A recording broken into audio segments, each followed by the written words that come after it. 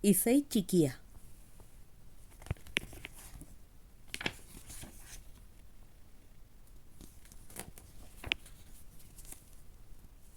Udazkena heldu zen, eta txori batek hegoaldera joan behar zuen lagunekin.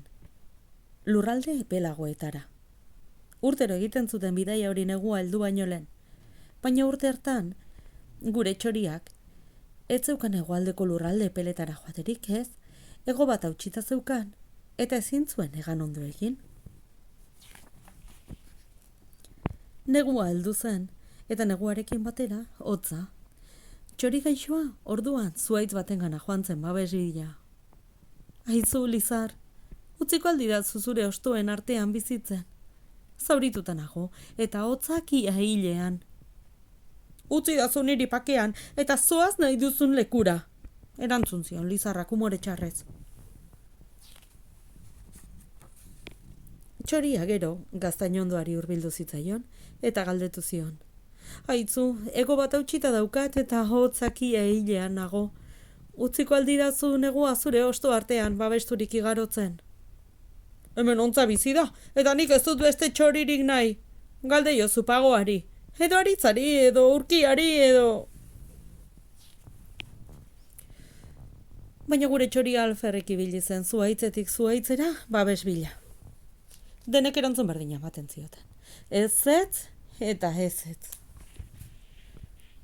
Hotzez eta penazia hilean izei txiki baten ondora heldu zen gure txori errukarria, eta esan zian erdinegarrez.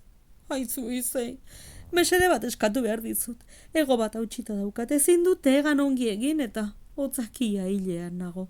Beste zuaitz guztiek ez esan didate, baina zuk emango aldidazu zure osto artean negua igarotzeko baimena. Bai, oso gustora gainera, erantzun zion izeiak errukiturik. Jartzaitez beko adarrean, hor epelago egongo zara. Lagun gehiago ere izango dituzu, txori askoren etxea izaten da hau neguan. Antxe, izei txikiaren osto artean igaro zituen gure txori zaurituak neguko orduri gehienak. Zuhaitz hartan bizi ziren beste txoriek asko maite zuten, eta haiek ekartzen zioten janaria. Baina urtu ziren elurrak epeldu zen eguraldia eta heldu zen udaberria.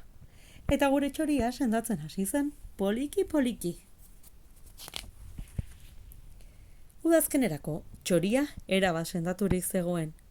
Izeiari eskerak eman eta beste txori gehiagorekin batera hegoaldera joan zen, lurralde epelagoetara. Agur, mila esker, datorren urtean etorriko naiz berriro, esan zion izei txikiari. Hori guztia ikusi ondoren, haizeak erabaki bat hartu zuen. Handik aurrera, udazkenean zuhaitz gehienei ostoak kenduko zizkien putz eginez. Negua biluzik igaro beharko zuten. Eta laxe gertatzen da geroztik.